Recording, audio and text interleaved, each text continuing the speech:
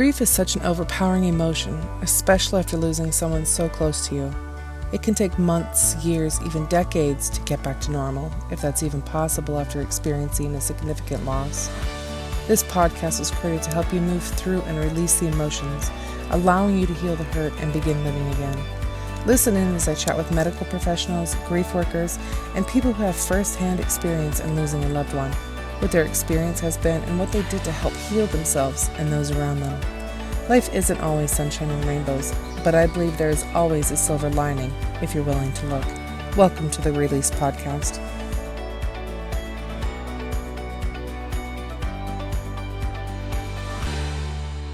Welcome to another episode of Release Grief Podcast. Today I have the absolute joy and pleasure to be chatting with Marley Jaxx, YouTube, and I totally forgot the whole words I was going to say, YouTube marketing expert. But she has lots of stories of grief, as we all do, but I want to hear a few specific ones from her. But Marley, first of all, thank you so much for coming onto this podcast. It's not a typical podcast I know that you probably go on. A lot of it's in the business and marketing and all of that stuff and videos and all that jazz. But thank you for coming onto this podcast. Yeah, I was happy to. When you told me about the topic, I was like, man, that's a big, it can be a heavy topic, but also it can be just a really refreshing topic to get real about grief that is so natural and also important because I said, before you hit record, like you can't know joy if you don't know grief. Absolutely.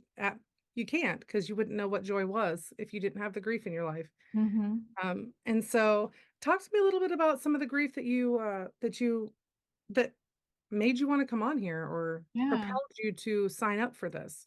Because a My lot of people don't. A lot of people don't. Some people don't want to just keep it back in that closed door. They just want to do nothing but smiley sunshines and rainbows. I mean, and Sure. that's just not life. It Yeah. doesn't work that way. Instagram filter life, I wish. Yeah. My first introduction to grief was I was just before my 21st birthday, my cousin who I grew up with, we were 6 months apart, so we, were like sisters. She committed suicide and it completely shocked us. Like we had no idea. And just one day got a call from someone, and I talked to my cousin that morning, like just very Mhm. briefly, a little text. She said, I love you. I said, love you back. And that was just kind of Right. usual for us, but I didn't know that that was her like her goodbye to me. Right. And later that night I got a message from someone saying, hey, there's this missing poster that's circulating around Facebook, and it's a girl with the same last name as you. Do you know her? And just like it was like all the blood left my body. Just, Right. oh my God. I just talked to her. No, this has to be a mistake. And then the next 24, 48 hours were a whirlwind. Everyone was searching for her. There were search parties. The police were looking for her, and they eventually found her. And like I remember the moment that I got that call, and just it's like a movie in my mind that I can replay it, even though it is foggy, of just hearing the words that she's gone and falling to my knees, and like I can hear the noises around me that I was screaming, Mhm. but it felt like it wasn't coming from me, like that really out of body experience. And that was I never lost anyone before. Like, I still had all my grandparents at that time, Yeah. um and so that was my first loss, and it was a huge one because it was someone that I never expected. Like we had plans, like this was my cousin, my best friend. She, when we were kids, we dreamed about our future weddings and having our Right. kids grow up together and road trips and stuff. And then when she decided to leave, all of us, of course, were so blindsided. And then we're left with a lot of her journals and sketchbooks. She was such an artist. And in going through them, we started to see this really deep emotional side of her. Not to say that she was, because I'll never understand why she did it. It's such a strange thing because she left a letter for us, 12 pages, and I've read through it many times, searching for answers. And she said in there that she always knew that she was going to go like this. And she said Wow. she wasn't depressed. It wasn't anything that anyone did. She just always knew that one day it was going to be her time. And she woke up that morning with just this, it's today. And Mm. and I can't understand that because Right. why? So, Right. but I've had so many dreams about her since that I feel like I get these little visits with her, and in those dreams, she'll say things like, "Hey, we agreed to this, and remember, you're doing your work here and I'm doing my work there, but we're still together." Which, me as a little human, I don't know if I'll ever understand that, but maybe one day I will. Right. Oh my gosh, so many questions. Yeah. So you said there was a missing poster, but she committed suicide. So she had just left. She left. She was supposed to go to work that day, and she left her phone on the coffee table and didn't show up at work. And her roommate got a call saying, like, "Hey, she didn't show up. Do you know where she is?" Oh, gotcha. And the phone being on the table was like a weird thing. Why would she Hmm. leave her phone and then not go to work? And then just no one heard from her for a long time. And then within like 12 hours, people were searching for her. And Mm. she took a long drive and actually we're in Canada, the province over, and took a while to find her because she was far away. Sure, Yeah. sure. Oh my goodness. Yeah, suicide is one of those that most people, there's such a stigma that comes with it. Like, oh my gosh, you should have saw the signs. You should Right. have done more, been more, seen more, all the things. And then they heap this on you. Last summer, our neighbor, was in his 50s and he had no wife, no children, and we live in the country. And his brother lived with him, but he took his own life last fall. And it was such a shock Yeah. because, like, we're just used to seeing him there all the time, and, like, we weren't close or anything like that, we live in the country. And so it's like it's not like our neighbors in town where you see them all the time, you don't really see your neighbors in the country, Hmm. except for on walks or, something happens in the neighborhood, then you see everyone, but and so it took the whole neighborhood by shock, Yeah. when that happened, and his family, we had talked with his sister and stuff, and his family said that a lot of the people in the town here are, maybe not a lot, but a few of the people in the town here have, decided to not talk to them because of the suicide, and "Why are Oh, you talking about suicide? Like, can't you just say that, like, he's gone or something like that?" And his sister's like, "No, he took his life. This is a big deal." yeah. Why can't So we be real about it and maybe bring some awareness to it instead of shoving it down? I think right. that's more of a problem with society if we can't face the facts, and if we can't face the facts, how can we change anything or help people? Right. I agree, because I know, like, just with I think people are also scared to talk to people, like, with suicide because they don't know how to approach the subject. They don't know Yes. how to like, even when our daughter died, she was killed in a freak car accident, in 2016. She was just driving on her way home from work and had a flat tire, and she didn't make it out of that. And it was insane for us because people showed up, like, immediately, Yeah. but then it's like, society's like, "Okay, it's time to go back to work. Move Okay, it's on. time to just forget about everything." And one of the other podcast guests was like, they're talking about their child that they'd lost. And then they were mentioning that people on their feed are like, "Why are you still discussing your child? Like, hasn't it been XYZ amount of time?"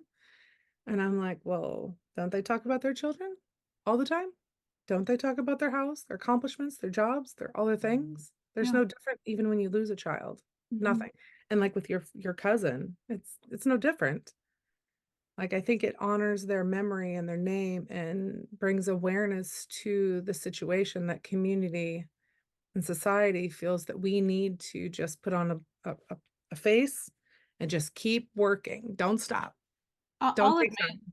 I'll admit there's times where I don't know how to respond to someone in their grief or in their Yeah. loss, but what I try to do in that time, because I know what it feels like when I'm in grief, and Mhm. I also know that what I need in grief can change too. So what I've done That's a is, good point. I like that. yeah, because sometimes I'm like, I need people, please hold me, and sometimes I'm like, get away from me, Get I need away. to be alone. Like it can change. So I have found that one of the things that I would like to be asked, and so as a result, I ask other people, is how can I be a friend to you right now? Like, what kind Oh, of friend do you need right now? Do you want me to sit with you and we can talk? Do you want me to sit with you and we can do nothing? Do you want to be alone? Can I bring you some food? Do Right. you like, I'll give them options too. Cause sometimes when you're like, what can I do for you? People are like, oh, nothing. Too Don't worry. wide range. It's But too it's much. let me give you options and you have to pick one. Maybe you don't have to pick one, but instead, because a lot of people, we have this feeling we don't want to be an inconvenience to people. Yeah. But if someone's like, hey, can I come over and do your dishes and we don't have to talk, but I can just be there if you need me? Right. Yes, that's easier to say yes to than can I do anything for you? Let me know if we can do Yeah. anything for you.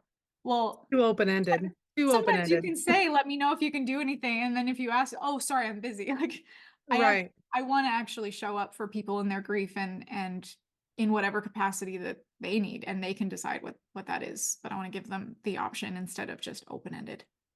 That is good. I love that because with the options, it takes like the brain power out of the person that's grieving. Like they don't Yeah. have to come up with this long list because I talk about in many of my podcasts, like the nothingness that you fall into. Like Mhm. nothing matters, nothing exists, you don't care about anything. I mean, nothing. Yeah. So at that moment when someone asks if you need anything, it's like, no, I don't need anything because nothing matters. Oh, Nothing at this moment absolutely. matters. But if given the option, can I bring you some food? I can leave it at Yeah, your door. Or if you want to come in and talk, I can do that. I'll right. take some food. I'll take Maybe. some food. I'll take some company. You can come sit. We can sit in silence, whatever. Yeah. Yeah. And Um, that surprised me when I told my friend this too, because I'm sure we'll also talk about this. I had an experience with cancer mhm, and I had friends that showed up and brought gifts and were very kind. And then I actually got that idea from a friend that said that to me. What kind of friend can I be for you right now? yeah, And then we talked about that later. That I said, well, what kind of friend? Because for me, it was like, I want to be around people. Most of the time, I just want people around me. mhm, And then I asked my friend that, like, if it was you, what would you want? She's like, I want to be alone. Or if people are going to be here, sit with me, but don't talk. And I was like, yep, oh, and that's that me. surprised me because that wasn't me. So how Yeah, great that we can ask that and not assume or project onto other people because that's the last thing that they need is a projection. right. And I mean, so after we lost our daughter, we had people just showing up in droves. Like we had more food than we could ever even. And they would just, like, I remember my cousin, and she had two little ones at the time. She just went to like, I think it's Bruegger's Bagels, and she just bought like two big dozen packs of bagels with a bunch of cream cheese options and just dropped them off and left. Like she didn't stay. She just said, I just want to support you. I don't know how. This is my offering. And I'm And like, some okay, people even great. saying, I don't know how to, like, I would rather that someone said, I want to be here for you, but I don't know I how. don't know how. That means more to me than Yeah, the silence and maybe an assumption, jumping to a conclusion that they don't care. I would, right. oh, and because that's also real and vulnerable to be like, I care about you, but I'm also frozen in my emotion, not Yeah, knowing how to deal with this. Oh, like that brings tears to my eyes to think of it just does. the humanity of just relating to people and Yeah. not knowing how to relate to them in that moment. Yeah, because your house just fills with people, and at that point, it's like you've lost all control. Hmm. Like there's no control of your household because people want to support you, they just don't know how. Hmm. But they want to be near the people that are grieving, Hmm. to show solidarity, and I understand all of that stuff as well. And so it's just interesting.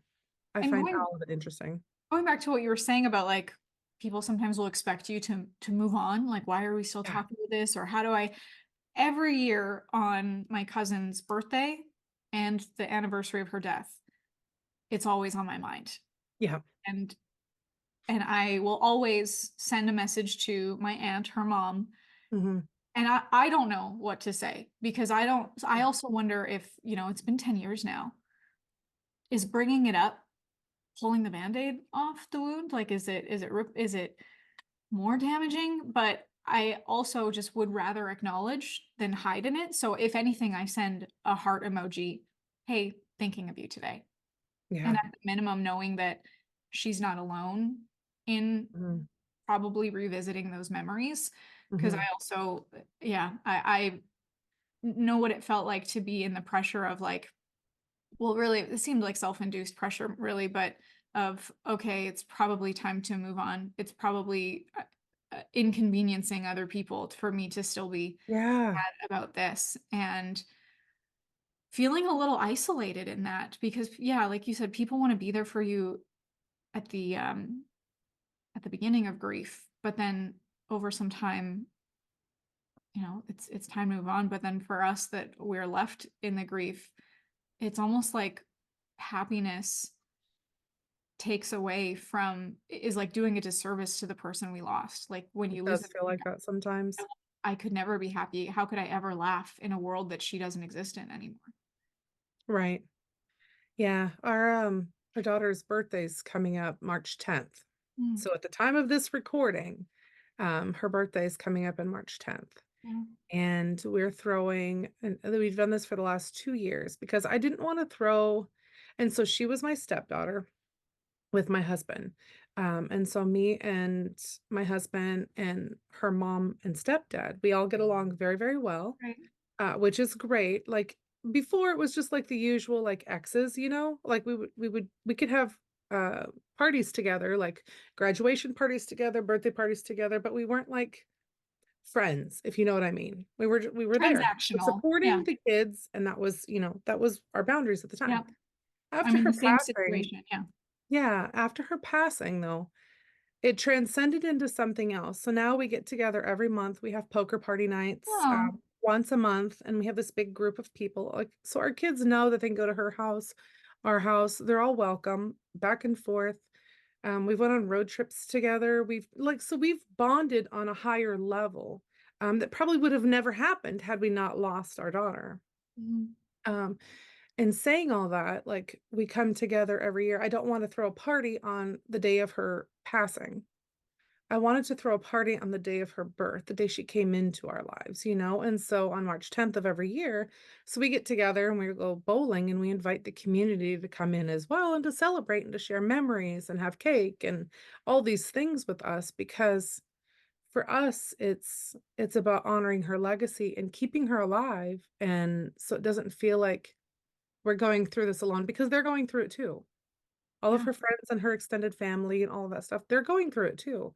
And they remember the day just as much as we do, and the loss that they're feeling as well. So this is one of our ways to just kind of go through it together, if Mhm. if you will.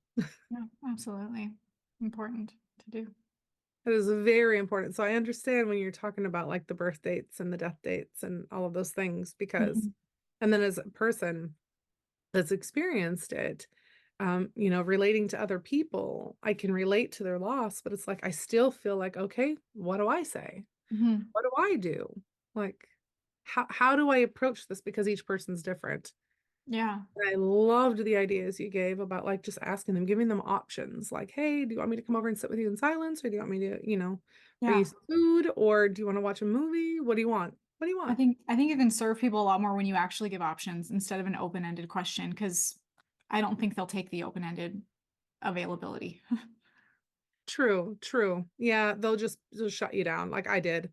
People said all the time, if you need me, let me know. It's like I'll never let anyone know because I never know what I need. And by Right. the time I need it, it's gone. Yeah, and when you're in this Or I'll place do it myself. when you're in this place of grief that is such a fog, you don't know what you need. Like and it takes weeks, months to really come back to a place of like understanding your own needs. So really it Right, is how beautiful we are as humans that like we are, one of the few species that actually physically need other humans to survive. right. Yeah, community. It's Yeah. big. It's huge. It's huge.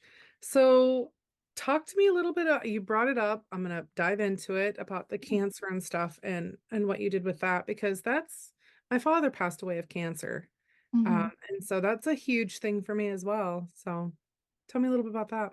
Yeah, I got a diagnosis out of nowhere, completely Mm, blindsided, flipped me upside down. Like, what? I was 31 at the time. Um, I think 31, yeah. I went to, the lady doctor for just my usual regular physical, and they said, "Oh, something looks kind of suspicious. Come back in like 6 months, and we'll just check it out again." 6 months later, checked it out again. Let's just do a little deeper. We'll do a little biopsy on my cervix. And which was like also just shocking to be, when you're in that appointment, you're in a very vulnerable position with your Yes. legs up and everything, and there's whoop, oh my gosh, not very Yeah. not very comfortable there. So that was a little traumatizing, just that experience. And then they said, oh, there's a little something here. We'll have a little procedure. We're just gonna kind of cut it out, whatever this little thing is, but that'll cut it out and it'll be fine. And then it'll be over. Okay, I guess this is just something that happens. I, follow what they suggest, and then thought it was over. But then a week or so later, got a call, and it was December 23rd, so like right before Christmas. And Wow. that timing is like, I mean, there's no good time to get No, bad no. news. But I get this call, and I just thought that it was the doctor just following up. Hey, how are you doing since the procedure? Are you okay? Like that is how it started. And then it Yeah. turned into like, hey, so we did pathology on this tissue that was removed. And we were not expecting this. And this is not very common. 1 in 100,000 women have this, but it turns out that it was, what did she call it? Um, and cervical adenocarcinoma. So what that Mm. means is cancer in the glands in the cervix. Oh, So, and I just immediately, I was brought back to the grief, the fog of the grief, like I had when my cousin passed away. Like it's like my brain shut off, complete fog in my vision, and out of body experience, like, words echoing around me that don't feel yeah. like they're coming from me. And like it's very cinematic when I revisit it in my mind. And Yeah. I remember her saying hysterectomy and see you next week. And Steven was with me, so I put it on speakerphone and just kind of had him listen to the rest while I was just like checked out. Right. And we got off the phone, like, hung up the phone, had an appointment set for next week, and I just like turned to him and was like, what? What just happened? What did she say? Like, pinch me. Is this no, that happens to other people, not to Right. me. I'm 31, I'm healthy. I No, that has to be a mistake. And Right. so we went into the holidays. We went to visit family for Christmas, and I was still in this kind of daze, like, what just happened? I have to get a hysterectomy. Well, that's very permanent. Yeah. Like shuts off your options for, if you want to have children, or hormonal, skeletal, sexual, like a lot of things come from that. Yeah. Um, and then I still remember just being like kind of confused about what just happened, and didn't really like talk to people about it because I didn't really understand. I still felt like this is not happening to me. And then we Right. went to the doctor the week after, so like a few days after Christmas, and they take your vitals and stuff when you first go in, and the nurse is like, "Hi, how are you? Oh, you must have had such a hard Christmas. I'm so sorry." I was like, "What? Wow. Why?" You know what the You other actually thing, think I told somebody? Come on. the other thing that's so interesting about grief is, again, people not knowing what the right way to respond to you is. But sometimes, and I even had this after my divorce, that people would be like, I'm so sorry. Oh, honey. Oh. Yeah. And it's like they were transferring their grief onto me. But I'm like, I'm already full. I can't hold yours. And also, Yeah. I don't need pity. I need empowerment. Like that's what I want. Of course, you want people to be sympathetic and Yeah. sit in compassion with you, but the Yeah. loading The onto assuming that you're having a bad Christmas, the assuming that the divorce was a bad thing or right, which whatever, it or it doesn't was have to be. sad, you know. Yeah. So yeah, so that's when it started to click, that when this nurse said, you must have had such a hard Christmas to get this news right before Christmas. And I was like, why? What is this? What does this news mean? Right. Is there something more? I don't know. I still like didn't. And then so sitting down with the doctor, that's where and also, I was more present in that conversation. Like, this is cancerous. It's in your cervix. 1 in 100,000 women have it. This is the prognosis, which really she wasn't saying that I was going to die or anything, but she was saying like, if we don't have a hysterectomy, this is what this can turn into. And it was kind of like, and I have some feelings and opinions towards conventional medicine now that have changed since this experience, but it felt like there was a lot of urgency in this conversation, like Right. ticking time bomb. We have to get this out or else. And so it was like, can you come in for a hysterectomy next week? And I was like, I need time to process. Like I need time. can you imagine making a permanent life decision from that urgency, from that emotion, from that pressure? I hadn't Without being given other options. Like, exactly. or like pros and cons either way. Like if you keep it, this is what we're looking at, and that's okay. If you keep it, we'll treat it, we'll help you. Or if you take it out, this is what'll happen. It's okay, we'll treat it. This is what it is. But instead they give you like their full salesman mode. I call it Mhm. full salesman mode, like the icky car lot guy Well, trying to get you to do whatever. a lot of the times people can go into these hospitals or doctors' offices and they are presented with a matter of life and death. There's Yeah. nothing more important than your health and your body and the time you have left with it. And so I felt like this was my only option. And of course, this is a doctor that has all these degrees and is an authority and knows more than me. And this is I've never had cancer before, so she must know Right. what she's talking about. And I'm not saying that she doesn't, but you know, I think there's a lot of power in getting a second opinion. But at this Yes. point, I was just in a I went straight into victim. Like, this is happening to me and there's nothing I can do about it. And I have to have this surgery to save my life. And it's the only option that I have. And And they didn't give you time to get a second opinion either. You had 1 week. Like, or yeah, she was trying to push you into 1 week. Like next week, second let's opinion schedule isn't it. even Let's get offered. it. Yeah. Second opinion No, isn't no, they offered. don't do that. Why would you need that? Like, That sounds horrible, we but have the tissue, we have the pathology, and this is what you're being faced with. mhm. Um, and here's where I think this can really lead into a good conversation on grief is that I felt very isolated, being Yes, told that only one in 100,000 women have this. I was like, no one, who could I even, I Googled, I looked on YouTube, I couldn't find anyone that had the same type that I had. I right. found, I found one person and she posted 2 YouTube videos and stopped, which my mind would jump to a very terrible conclusion, Correct. right? Yes.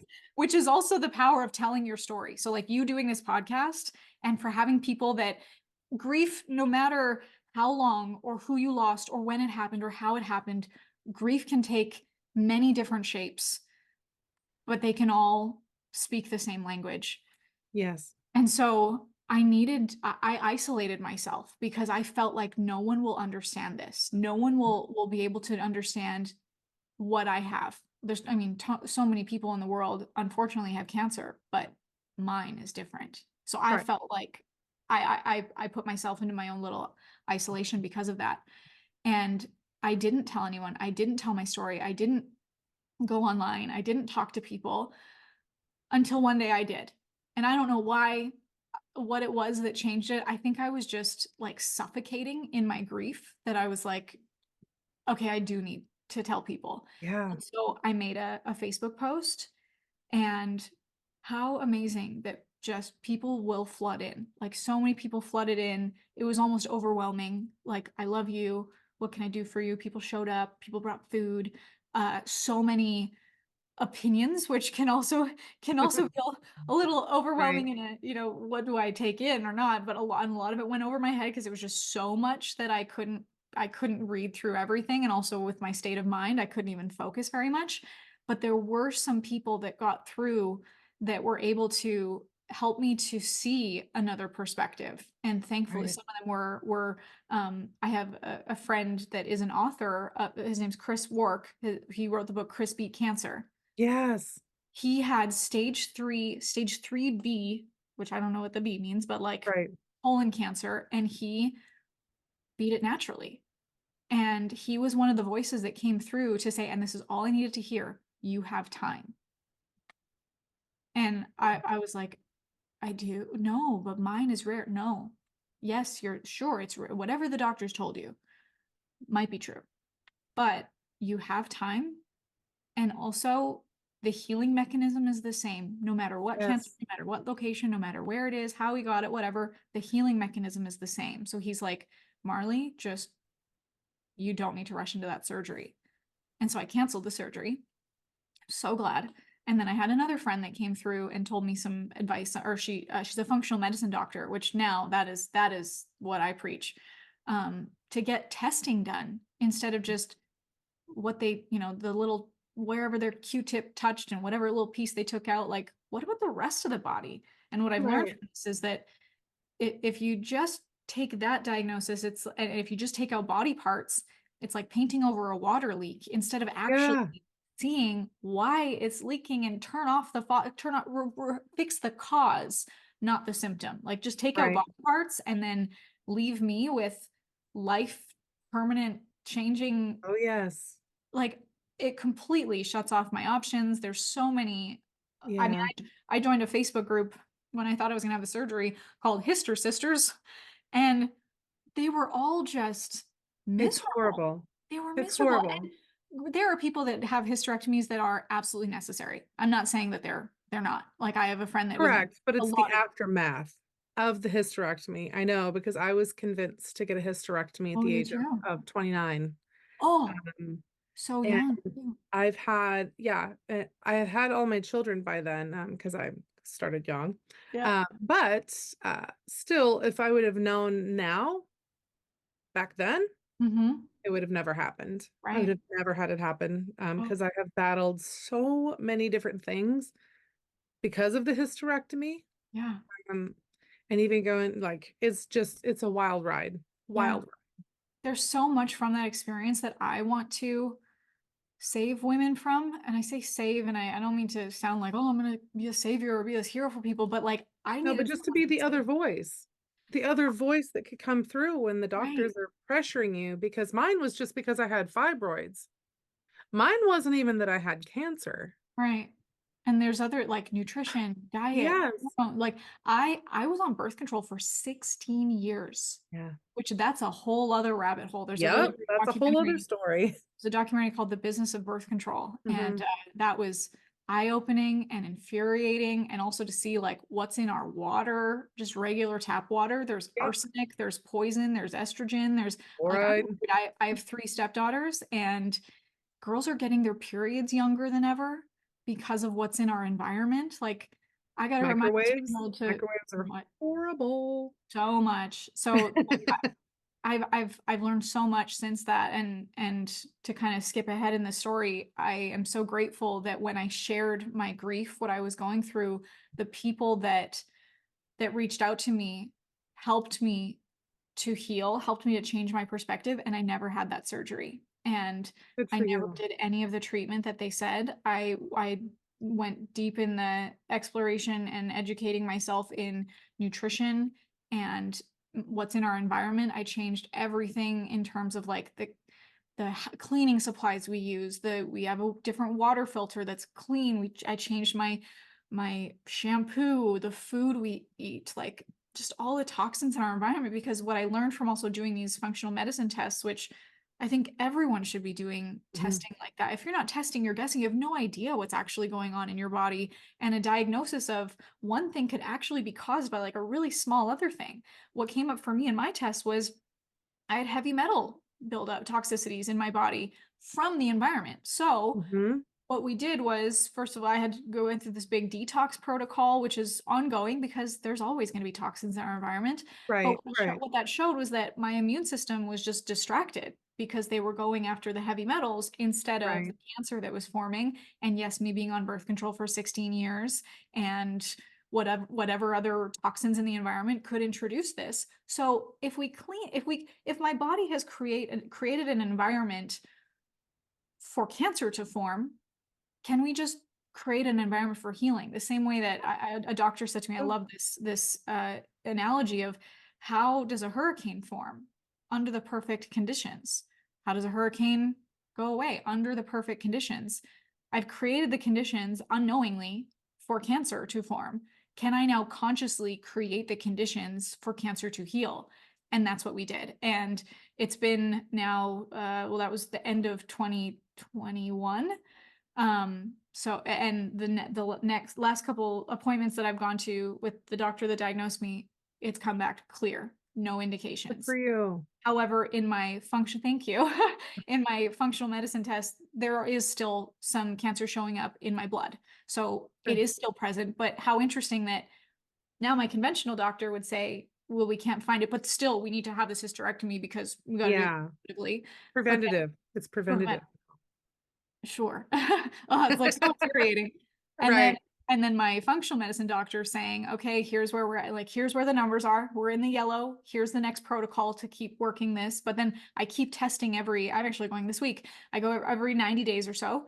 And we see it's like the same way that I relate it to like weight loss. Like you step on a scale, you see where your numbers are, you change your diet for the next week or whatever, like to adapt to whatever your goals are. So if I Right. see that there actually was a time where I was like, awesome, I'm detoxing, I'm doing great, I'm eating all the stuff that I should be. And actually, like some of the numbers went down, but some new heavy metals went up that I was like, what the heck? Where did these come from? I thought I was doing everything perfect. Well, I was eating a lot of kale, and I didn't realize at the time that kale had a lot of thallium in it. So you have to Yep. be testing, or else you have no idea.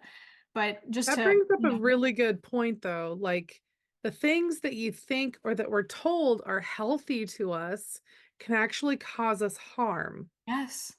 So it's like it's been a journey, like even for me, like with all of this. So like my mom several years ago was diagnosed with rheumatoid arthritis.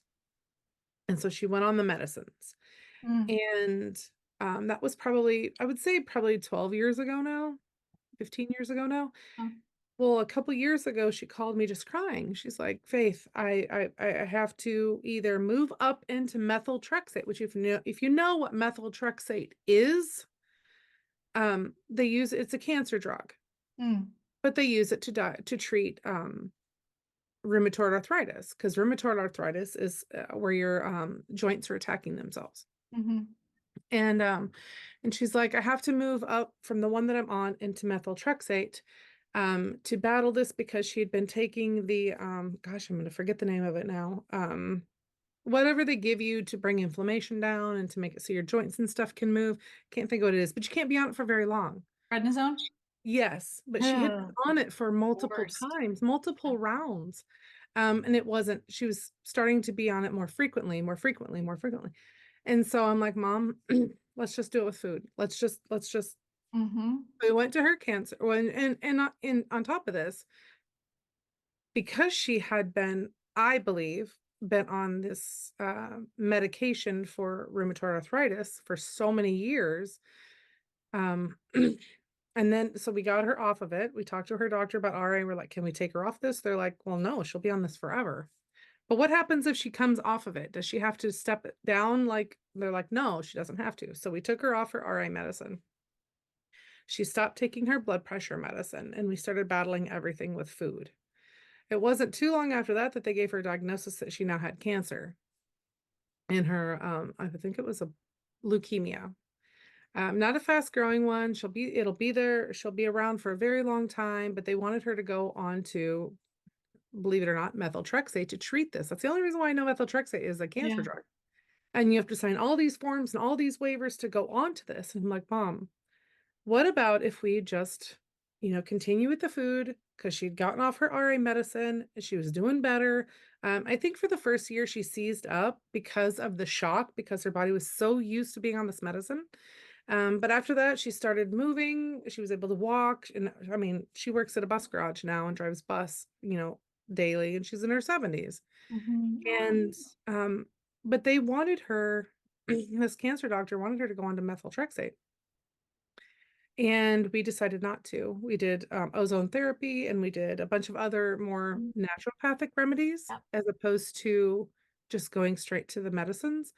And so they were worried about this one teeny tiny little number on the back end of all of this stuff of cancer, that it was low, super low, like 0.01. It should be like 0.5 or something like that. So this last year, we got that number up into the healthy range. And then the cancer doctor, didn't even congratulate her, didn't do anything like that. Just said, oh, by the way, now we need to work on this. So it's like, what what was the real point that you were worried about? Yeah.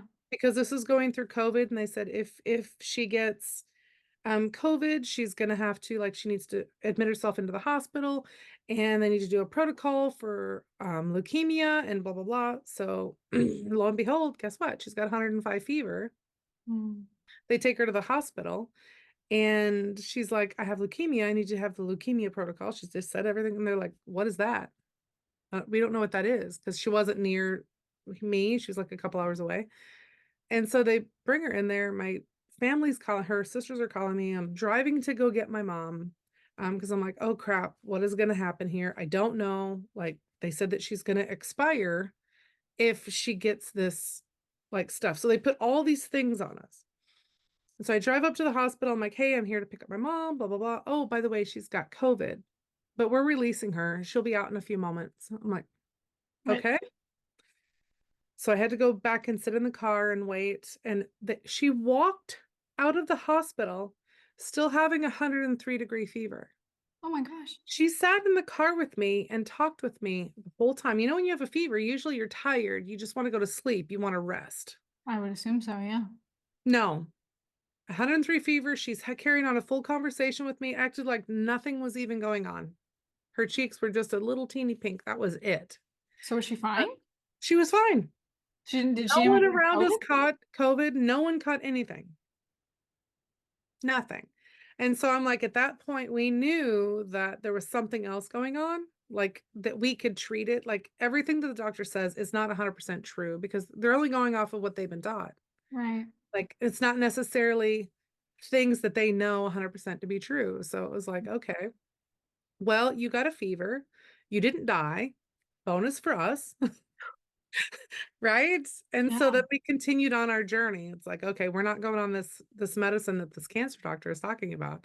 And so she still goes in I think it's every 6 months to get tested for the cancer doctor and whatnot. But she's not been on rheumatoid arthritis medicine or blood pressure medicine or anything like that in probably about 4 years, five Hmm. years. Wow. And so we've just been managing the cancer. And I'm like, maybe you should go in and get tested to see if it's still there. Yeah. 'Cause I'm like, if it goes there, they should be able to test to see if it's still there. I actually now have decided I'm not going to the conventional doctor. I'm just going to go through my functional medicine doctor because I actually get more data from those Yeah, tests than, if I go for a pap and wherever the Q-tip, whatever touches, that that's could the really be only conclusive. information that you get. Instead, I can get blood tests, hair tests, urine tests, like full body workup. They can tell me what is going on with every deficiency, every organ. So I found that I was actually just kind of suffering more by going. I mean, we know how uncomfortable PAPs are. Anyone listening Yes. to this, like, you cringe a little bit hearing that. Well, what if I can actually just get more data from the functional medicine doctor instead of the discomfort and the pressure and the urgency of why haven't we taken this out yet, even though their tests are coming back clear. So I just it's shifted my trust, but the Yeah. reason why was because I shared my story of grief and the people that reached out had insights that Mm. they could share with me that completely changed my mindset. I love that. It's so true. When you share your story, when you share like the journey that you're on, people resonate with it. Mhm. People want to offer support. People want to offer encouragement. And I think of treating the body like with my mom with her cancers and stuff like that, and her arthritis. It's treating the body as a whole instead of a part. You have to do the same thing with your grief. You treat it as a whole, not a part, because grief affects more than just your mental state, more than your emotional state, more than your physical state. It affects the whole being of you. Yep. And then that also translates out into the whole being of everyone around you. And so it's nice to be able to treat, you know, the whole Mhm. person instead of just, oh, we're gonna take a swab. That's it. We're done. That was beautifully said that grief is a whole, not a part. It is. Yeah. It is. Well, I have thoroughly enjoyed this conversation, and I'm so glad you came on this podcast with me and talked about this and shared this because you gave so many beautiful points for people to take out of this, like how to approach someone with grief. Ask them, give them options. Just was beautiful. Thank you so much. If Yeah, you thank could leave you. one thought with our listeners about grief and everything they're probably going through with grief, what would it be? Mm. I heard this, I saw a video the other day, and it was Tyler Perry talking about grief. He was on the couch with Oprah and talking about, um, grief will wait for me. It follows me when I work too much or when I drink, try to drink it away. When I try to escape it, it'll just be there waiting for me.